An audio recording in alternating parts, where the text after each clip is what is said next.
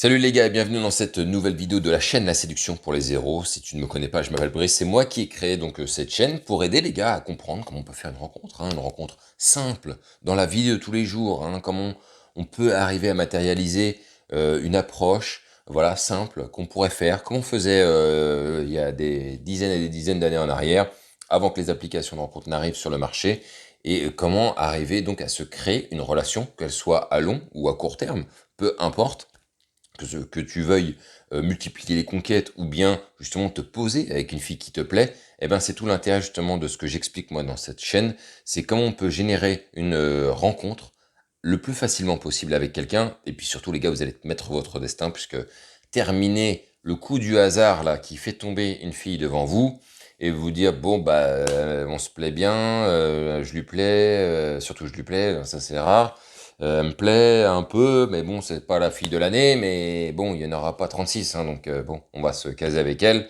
et on sait ce que ça donne à la fin.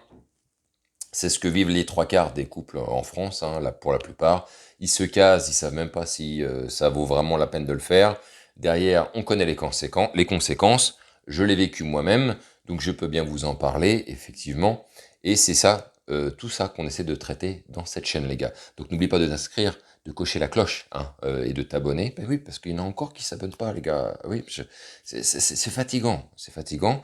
N'oublie pas aussi de t'inscrire sur le canal Telegram où tu vas avoir des informations supplémentaires, où moi je vais distiller d'autres informations. Et puis il y a des mecs par-ci par-là qui vont aussi soit poser des questions, soit amener aussi des éléments qui vont me permettre d'étudier un petit peu les choses qui font de bien ou de mal. Et puis bien évidemment, si tu as besoin vraiment d'un bon coup de pompe au cul, eh ben tu réserves un appel de 30 minutes, c'est gratuit. Tu as le lien dans la description. Et si tu penses que, ah non, mais vrai, c'est trop compliqué, faire une rencontre, c'est un enfer, c'est le parcours du combattant. Puis les femmes, elles sont dures avec les mecs comme moi je suis timide, elles me font pas de cadeaux, toutes ces pensées bullshit. Ben écoute, dans le lien, tu trouveras aussi cette étude de cas où j'ai expliqué comment j'ai fait une relation rapidement, facilement, sur une fille que j'abordais dans un train. Pareil, j'en parlerai pas pendant 3 heures, j'en ai déjà suffisamment parlé. T'as tout dans la description. Je pense qu'avec ça, franchement, si on n'arrive pas à te sortir de ce merdier, à un moment donné, faut y aller à l'appel, faut y aller au marteau et au burin, je ne sais pas, ou à la pelleteuse directement, et on déterre le truc, je sais pas. Voilà.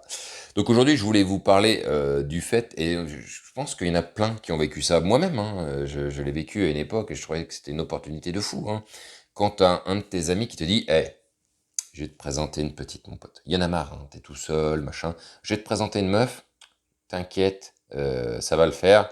J'en connais une, elle est faite pour toi, c'est exactement ce que tu as besoin, c'est ce qu'il te faut. Et bah toi, si t'as jamais eu de relation, ou très peu, ou que tu sais pas en faire surtout, tu vas te dire, ah putain, c'est une belle opportunité quand même, il va me présenter une nana alors que je rencontre jamais de la journée, de la vie même.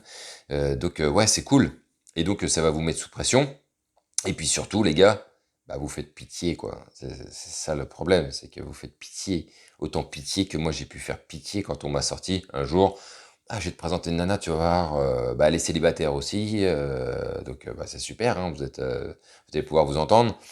Tu fais pitié, et je vais vous expliquer pourquoi est-ce que en plus cette situation elle est hyper contre-productive, pourquoi ça sert à rien, pourquoi il faut refuser. Moi, ces dernières années, il y a certains gars qui me posaient, ah, t'es toujours célibataire? Je disais, oui, oui, oui, ils savaient pas du tout ce que je faisais à côté, et qui prenaient pitié de ça, en me disant, bah, attends, je vais te présenter une nana, et je leur disais, non, non, j'ai pas besoin. Ne t'inquiète pas pour ça. Pense à toi d'abord, mais moi j'ai pas besoin. Vraiment, ne me présente personne. J'ai aucun souci avec ça. Et ils comprennent pas. Là, les gens, ah bon, bah oui, oui, ne t'inquiète pas. Bref, c'est de ça dont on va discuter aujourd'hui. On démarre tout de suite. On n'attend pas plus longtemps. Allez, let's go.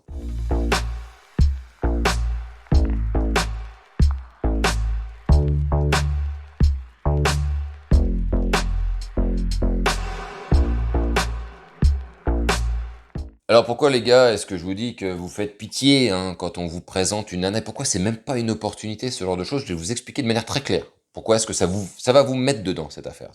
Ça, c'est le guet-apens par excellence quand quelqu'un veut jouer à l'agence matrimoniale. Alors certes, ça a dû réussir à des personnes. Je ne dis pas le contraire, les gars. Je ne dis pas le contraire. Ça a dû réussir à des personnes. Mais putain, le bonjour, le guet-apens qui t'est tendu en règle générale. D'abord, pourquoi est-ce que je dis que tu fais pitié?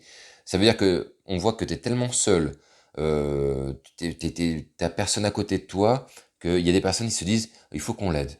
Bah, il faut qu'on l'aide, hein, le pauvre, tu te rendez compte les gars?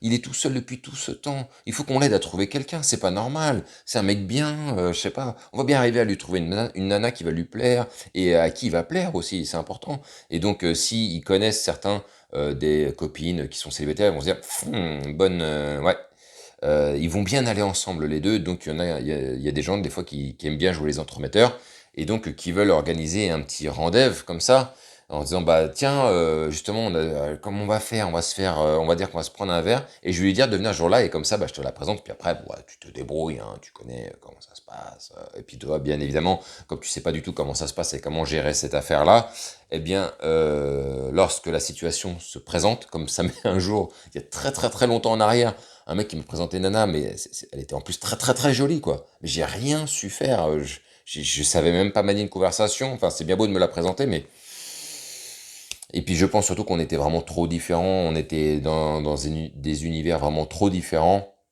Et moi, j'aurais pas eu les épaules de gérer une nana costaud comme ça. Quand je dis costaud, mentalement, guindé, enfin voilà, à cette époque-là, franchement, non, non, je me serais délité. Bah, je me suis d'ailleurs délité totalement et ça n'a rien donné d'ailleurs, hein, à part ah oui, ah, tu fais ça, bah, c'est cool. Et à la fin rien, hein, même pas osé demander un numéro de téléphone, bien évidemment. Et c'est généralement ce qui va se passer, les gars. Quand on va vous présenter une nana et que vous êtes nul, vous n'avez pas de game, vous n'avez rien, il y a un gars qui va vouloir vous présenter une nana, dites-lui, franchement, le meilleur des conseils, c'est de dire non, parce que vraiment, déjà, vous faites pitié, et puis surtout, vous allez faire encore plus pitié quand vous allez foirer le truc. Parce qu'il y a 9 chances sur 10 que vous le foiriez, ce rendez-vous. D'abord, c'est pas un rendez-vous naturel, c'est un rendez-vous qui est organisé, qui perd tout son intérêt dès qu'il démarre. Avant même qu'il démarre, il perd déjà de son intérêt. La nana, elle sera au courant qu'on va lui présenter un gars qui potentiellement va lui plaire. Quand elle va vous voir, elle va se dire dans sa tête, ah, ouais, c'est pas le, ouais, c'est pas ce que j'avais espéré. J'aurais préféré avoir mieux. Le gars, lui, potentiellement, il peut se dire, ah ouais, bah, elle est bien, elle est sympa. Et puis, qu'est-ce qui va se passer à la fin du rendez-vous? En général, il se passe rien. Et qu'est-ce qui se passe après? Le mec se renseigne. Alors, tu penses que je lui plais? Tu peux te renseigner de ton côté? Ouais, ouais, je vais demander. La nana demande alors, tu lui plais? Bah, voilà. Alors, ouais, je lui ai demandé. Bah, elle m'a pas trop répondu. Voilà. Et vous, en fait, vous savez rien. Vous faites. C'est vraiment une situation de merde, les gars. C'est vraiment une situation de merde. Et pourquoi est-ce que du coup, eh ben, je fais cette vidéo et que je vous parle de ça, en plus du fait de faire pitié, surtout, moi, ce que je vous dis, c'est refusez-moi ces putains de guet-apens, ces rendez-vous de merde. Pas besoin. Les meilleurs rendez-vous, c'est vous avez rendez-vous avec des potes, et puis il y a quelqu'un, il y a des invités qui viennent, des nanas, etc. Et là, vous pouvez faire leur rencontre de manière totalement naturelle, sans pression. Parce que le problème, c'est que vous serez sous pression lors de ces rendez-vous. La pression de quoi, en fait? Je vais vous expliquer, moi, la pression que vous avez quand vous avez un rendez-vous qui est un peu organisé de cette manière, c'est que euh, on vous présente en tant que célibataire à une autre femme qui est célibataire. On estime que vous êtes potentiellement fait l'un pour l'autre, ou que vous allez bien vous entendre. Du coup, vous allez avoir la pression que si ça se réalise pas, vous allez gâcher le truc. Bah ouais, mais moi je te l'ai présenté, genre je t'ai présenté la nana, et putain, t'as rien branlé. Elle est repartie comme elle est venue, et en fait, même elle m'a dit t'étais chiant, tu vois. Donc c'est relou. En fait, je te présente une nana, et en fait, tu foires tout. Et toi, t'es là, genre, bah non, c'est pas que je foire tout, je sais pas faire, en fait. Je sais pas me démerder, je suis perdu. Je suis perdu. Et du coup, ça va vous mettre en mauvaise position vis-à-vis de vos amis, les gars. Vos amis, les amis, admettons, de la nana du gars, si c'est une copine de sa nana, ce genre de choses. Donc bref, ça va vous mettre en mauvaise position. Donc déjà vous faites pitié de base, on vous organise un rendez-vous, et en plus, il y a 9 chances sur 10 que vous le foiriez et vous passiez pour un con. Donc ça fait quand même beaucoup, beaucoup d'éléments, quand même, les gars, négatifs, sur lesquels vous risquez quand même votre place, et sur lesquels, bah, comme je vous l'ai dit, je vous décourage honnêtement de participer à ce genre de rendez-vous. Là encore, des fois, on me dit, ah bah tiens, faut qu'on te présente cette nana. Non, tu me présentes rien. J'ai pas besoin que tu me présentes qui que ce soit, en fait. Toi, débrouille-toi déjà, occupe-toi de tes fesses et essaie déjà de concrétiser un petit peu ta vie, ou sois heureux avec ta nana parce que, t'as compris, hein, c'est pas toujours la fête. Moi, je sais parfaitement bien me débrouiller. C'est pour ça, les gars, qu'il faut que vous travaillez votre game, faut que vous travaillez votre jeu de séduction, faut que vous développiez à titre personnel pour que vous deveniez meilleur, plus assuré, une meilleure confiance en vous, que vous développiez aussi la Triforce, parce que je ne cesse de le... C'est vrai que je ne le dis pas assez, mais je vais vous le redire plusieurs fois. La Triforce est un élément extrêmement important qu'il faut travailler. Si tu sais pas ce que c'est, retourne-y en arrière, une vidéo qui s'appelle La Triforce, tu sauras tout dessus. Voilà, il faut absolument que vous développiez à titre personnel et que vous compreniez comment générer vous-même des relations, parce que quand vous saurez faire ça, il y a un moment donné, on passe du mec qui fait pitié à j'aimerais bien être comme toi. J'aimerais bien comprendre comment tu fais, parce que comment tu fais pour comme ça accumuler les relations, passer d'une fille à une autre, en plus on voit que tu as changé, tu es plus assuré, les nanas elles te kiffent, alors qu'avant tu étais le roi de la loose. Qu'est-ce qui s'est passé? Ben, c'est simple, tu t'es développé, tu as travaillé sur toi, tu as bûché, tu t'es fait mal, hein, tu as des cicatrices partout. Ne t'inquiète pas, elles se refermeront à un moment donné ou un autre, même si pour l'instant tout est ouvert, apparent et qu'elles font encore un peu mal. Moi aussi j'ai connu hein, des moments où effectivement on te prête justement l'image de quelqu'un de séduisant, de séducteur, comme si c'était naturel. Ce qu'ils savent pas, c'est que tu reviens de 2 ans de charbonnage intensif et que tu as encore des coups partout et que ça fait encore mal, hein, et que le corps s'est pas remis encore de tout ça. Mais voilà, ça fait partie aussi des choses amusantes. Et moi, quand j'y repense maintenant avec le temps, je me dis que c'est plutôt, ça tend au sourire. Quand je vois comment on me percevait, alors que moi-même j'étais encore en plein apprentissage, en pleine découverte. Mais c'est pas grave, ça veut dire en tout cas que vous êtes sur le bon chemin et que vous êtes en train de tracer votre route telle qu'il faut le faire et vous allez atteindre votre point d'arrivée à un moment donné ou un autre, c'est sûr et certain.